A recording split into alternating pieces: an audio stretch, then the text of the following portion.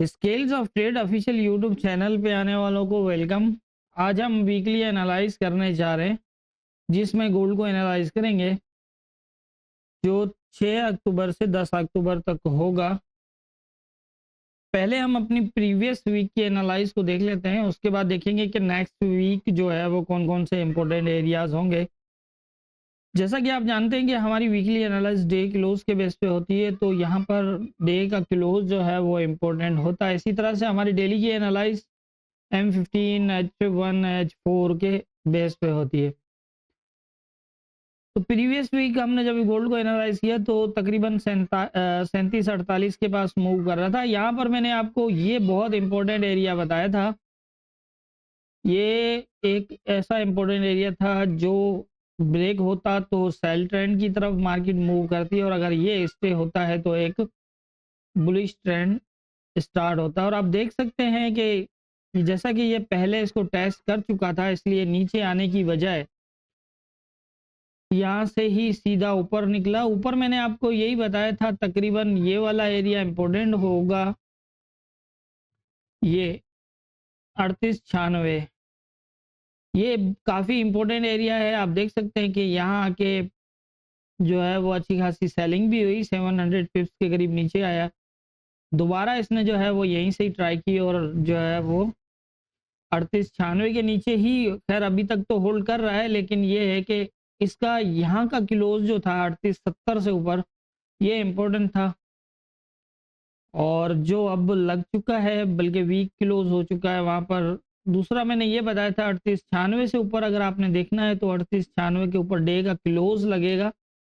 तो फिर दो ऑप्शन है, या तो ये उसी दिन जो है वो नीचे आके निकल जाएगा ऊपर, और या फिर वहीं से ऊपर चला जाएगा। फिर ये एरिया इंपॉर्टेंट है, 39 39 46 वाला एरिया।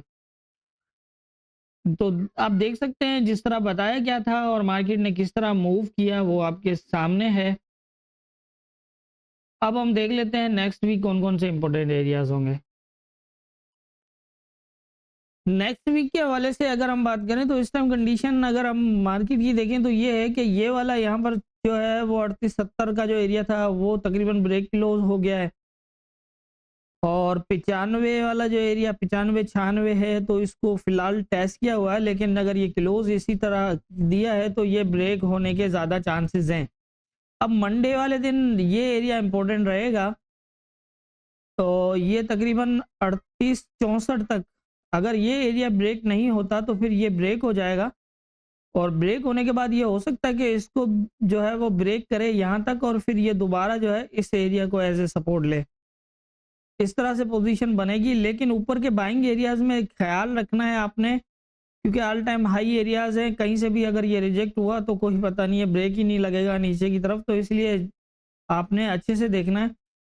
38-95 से ऊपर अगर इसको स्टे भी करना हुआ तो ये डे का क्लोज देगा, स्टे करने के बाद ये निकलेगा। ये एरिया बहुत इंपॉर्टेंट है, अगर यहाँ से रिजेक्ट हुआ तो ये दोबारा नीचे आ सकता है, लेकिन अगर फास्ट इसको ब्रेक करता है तो फिर 3980 और 4000 तक जा सकता है इस तरह। लेकिन यही है कि अगर ये इसको ब्रेक करता है तो फिर पॉसिबल है कि ये इस एरिया से इस तरह की मूव करे। ये आप देख लीजिए, क्योंकि इन एरियाज में इसको इस तरह से मूव करनी पड़ेगी डे के टाइम फ्रेम के हिसाब से। और सेकंड ये है कि अगर ये ब्रेक क्लोज होता है, इसके नीचे डे का क्लोज लग जाता है, तो फिर इसके पास ये ऑप्शन होगा इस तरह से।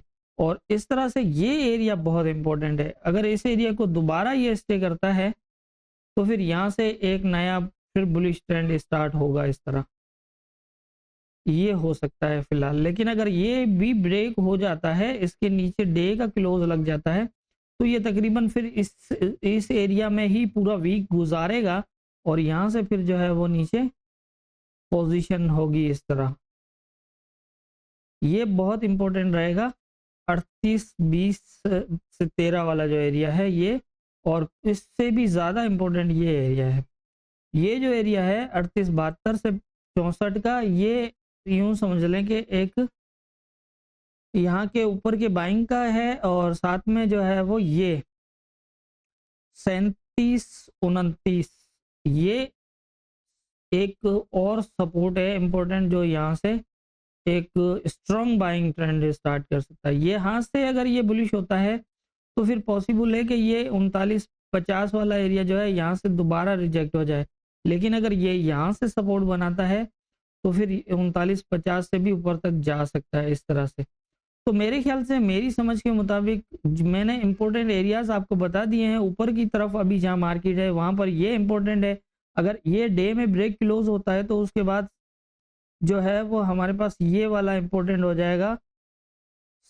ये जो बहुत ज़्यादा इंपॉर्टेंट है वो 37-29 का है, और उससे ऊपर अगर हम देखें तो फिर ये वाला एरिया होगा 37-91 से 85 वाला। ये दोनों एरियाज यहाँ पर इंपॉर्टेंट है नीचे। तो यहाँ पर सेलिंग जो है वो थोड़ा ख्याल से देखिएगा, और यहाँ से बाइंग की चांसेस होंगे। लेकिन ऊपर की तरफ मैंने आपको बता दिया है, अगर ये इस एरिया से 38-95 से ऊपर डे का क्लोज करता है तो फिर हम ऊपर की तरफ इस तरह देखेंगे, जिसमें 39-50 बहुत इंपॉर्टेंट है।